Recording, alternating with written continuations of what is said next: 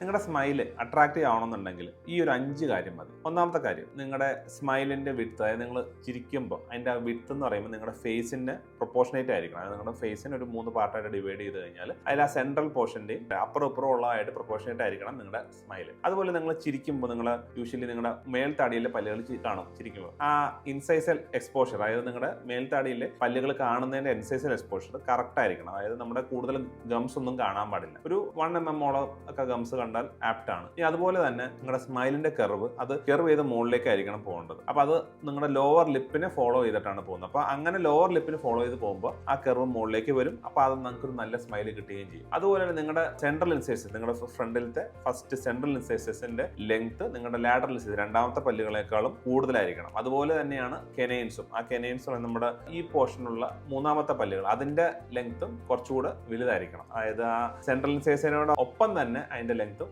വരണം. അതുപോലെ തന്നെ നിങ്ങളുടെ പല്ലുകളെല്ലാം കുറച്ചുകൂടെ നേരെയൊത്തതായിരിക്കണം. അപ്പൊ അപ്പോഴാണ് നിങ്ങളുടെ സ്മൈൽ കുറച്ചുകൂടെ കറക്റ്റ് ആവുന്നത്. അത് നിങ്ങളുടെ പല്ലുകൾ ഇറങ്ങി കയറിയൊക്കെ ഇരുന്ന് കഴിഞ്ഞാൽ നിങ്ങളുടെ സ്മൈൽ അത്ര ഒരു ഭംഗി ഉണ്ടാവില്ല. അതേസമയം നല്ല നിരയൊത്ത പല്ലുകളാണെങ്കിൽ നല്ല ഭംഗി ഉണ്ടാവും.